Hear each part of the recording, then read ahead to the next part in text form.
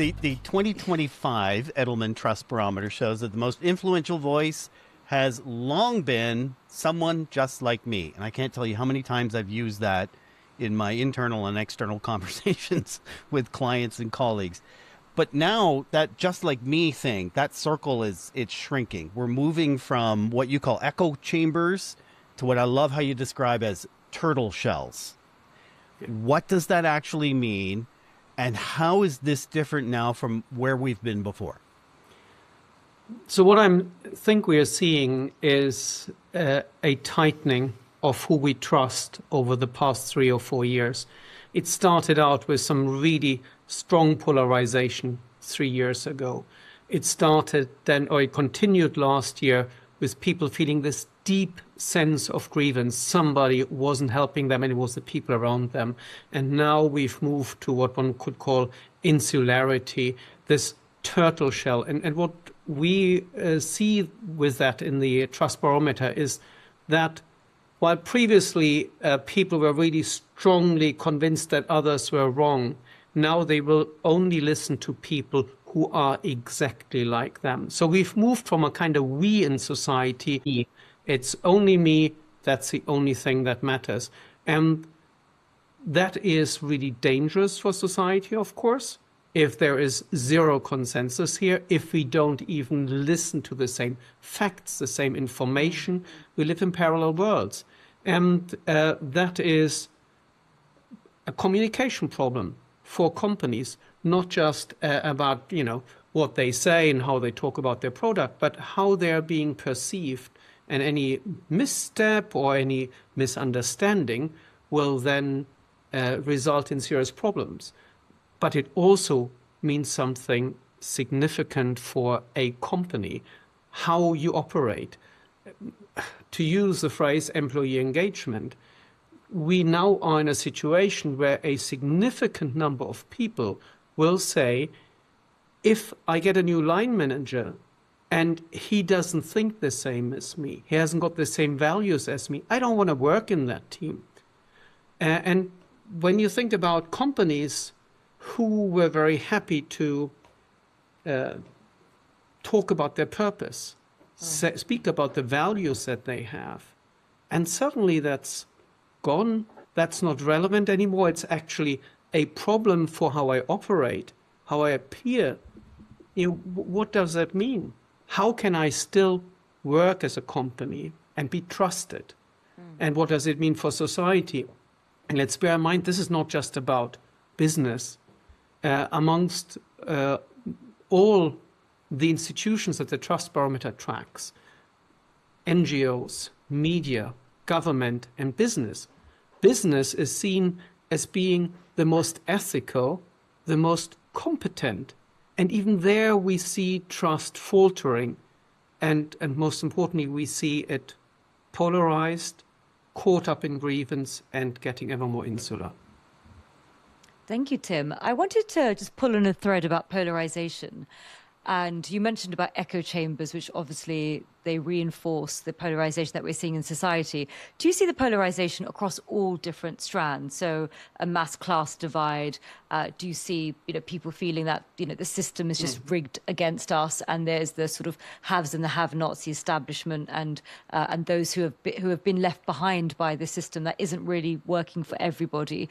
Do you think it's also an economic issue, or cultural, psychological? Is there a technological divide as well? I mean, what's your take on the polarization? Yeah. So the data show us, and they show that to us since about, I think, 10 years or so, that there is a clear divide, a trust divide between people who have low income and people who are well off. Why? It's very simple. People who are well off, the system works for them. They're happy people, relatively happy. They trust because, of course, I'm making money. Yeah, I'm rich. But here's the fundamental thing. The trust is general, this gap between those who are well off and those who are not is widening. And it is widening dramatically in industrialized societies like the United Kingdom, Germany, the United States, Canada, and so on. So that is the first thing. The second thing is it's a cultural thing. If you only believe people who are like me, if you're unwilling to trust people who have different values, a different background, a different culture, a different lifestyle, then you have something on top of that. And then throw in technology. We've seen that already some time ago, that people are increasingly worried about the impact of technology on their lives. Yes, the technology sector has for a very, very long time been the most trusted of all industries. Why? Because we use things like this phone here. Awesome, it works for me. But as soon as it comes to technologies that people are not quite certain about, it used to be genetically modified food, self-driving cars, AI. People are getting really concerned. And actually, right now, we are at this point where people just fear that AI is going to take away their job. And low-income people fear that especially much, low and middle-income people. You know what the most depressing statistic in the whole of the Trust Barometer is for me? That people are losing hope. There is hardly any country now that we track, and we track 28 countries around the world, large and small.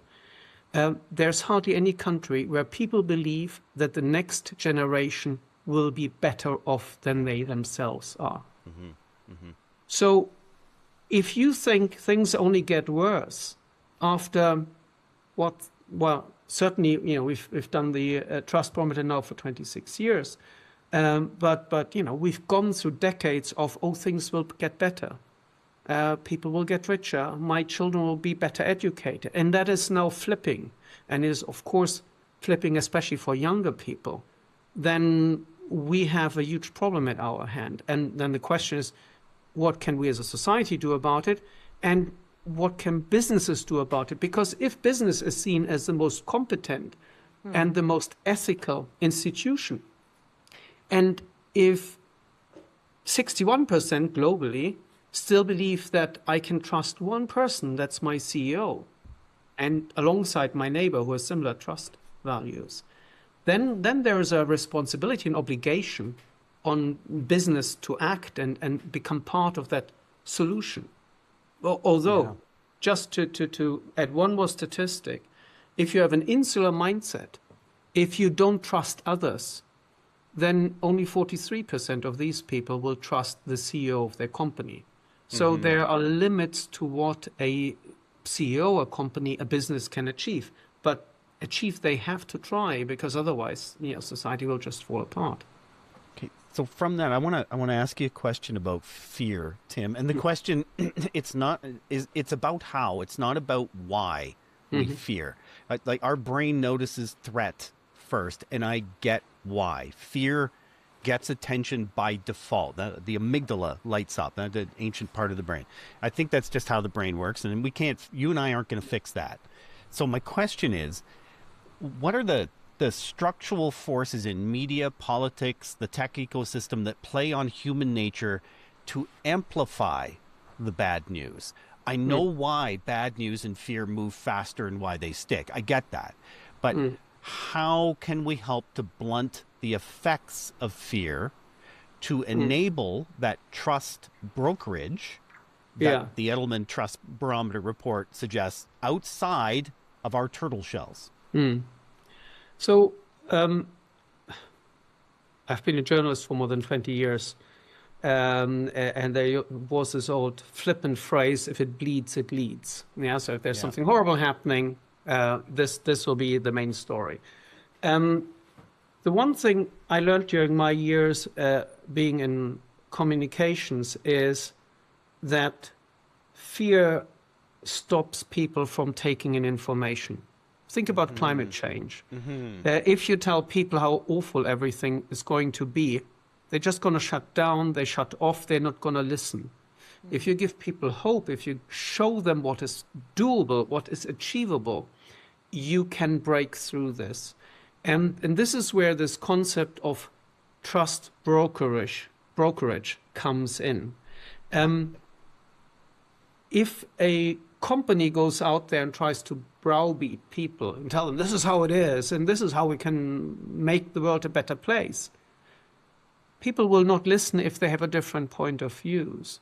But if you bring people together to work together, if you facilitate this coming together and try to help people with different points of views to develop a solution, to work together towards a solution, then you can create trust. Now, will everybody happily join such an experiment? No. But companies that just tell their people this is how it is will not succeed. But companies that provide maybe a platform, provide a solution, a path towards a solution that brings people together, that may overcome fear.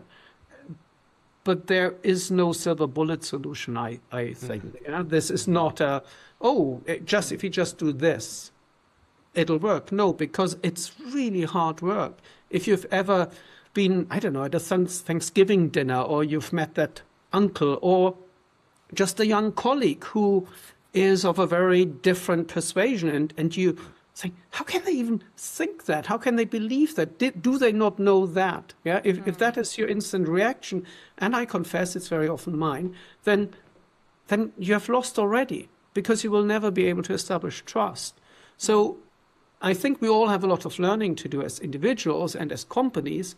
How can we make that trust happen? How can we broker that trust? What can I as a company, I as a brand do to work that? And there are some examples that are well known and award winning like, for example, the work we did with Heineken, where we bring two people together from very different backgrounds. That was that ad series from a few years ago, right? Absolutely.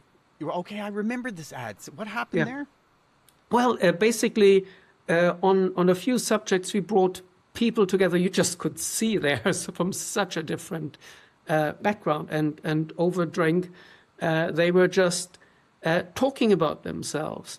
And people were completely flipped in their understanding of what that other person was. It's a kind of person you would probably cross the road for if you see them, whether you're a heavily tattooed skinhead or a heavily tattooed, very alternative lifestyle person, right. Whatever it is. But so there is, of course, the question: how does is the solution then? That beer is the silver bullet. I wouldn't say that. I don't drink. But no, what it is the connection. Yeah, that platform to talk. But how do you do that in a world of 8 billion people? How do you scale it?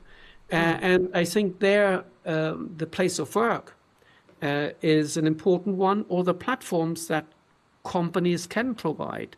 What is it that a company does, say, an activation around public events or in public spaces? What is it that companies can do with their airtime, with their content platforms, to provide that understanding, to see that meeting of minds? We are at Edelman, we always say, you can't just tell people, trust me. Action earns trust. So what is that action platform that a company can create to make that change, to make people understand that by working together we can save the society, we can re-establish society. Over the past 26 years, and when I was a journalist and now at Edelman, I've been every year following the Trust Barometer. And every year I've been society more depressed about the state of the world. And now we're at this point where I say, God, this is really getting dire.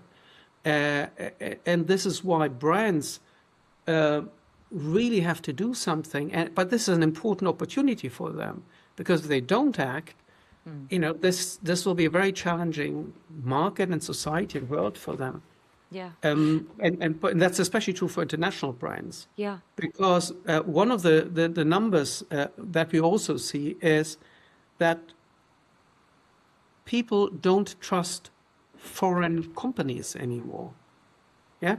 This is, depending on the country, 60 to 90% of people only trust companies from their own country.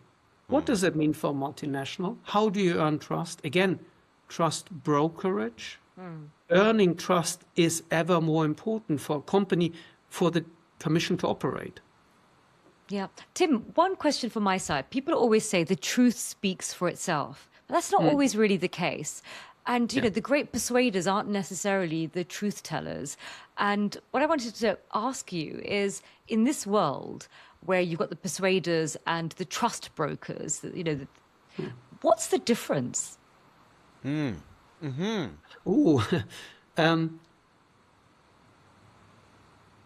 Persuaders try to get people to think like themselves. Yeah. But that's not a given anymore. You can't expect that people think for like you do. You can just gather your tribe around you. Nice, but it's limited. And in a world that is so heavily polarized and that is fragmenting in lots of echo chambers or turtle shells, that won't get you very far. That's why bringing people together is so much more important. That's why trust brokerage is the way forward, I would say. Great. Farzana, because it's the difference between marketing, which persuades, and public relations, which builds trust. Like that's the core of it.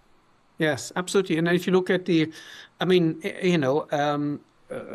I trust Gartner? I don't know, but if you've looked at the latest Gartner forecast, they expect that in today's world, public relations will gain dramatically importance, partly also because of how people get their information increasingly from generative engines, AI, and that is another really, really important thing to bear in mind here.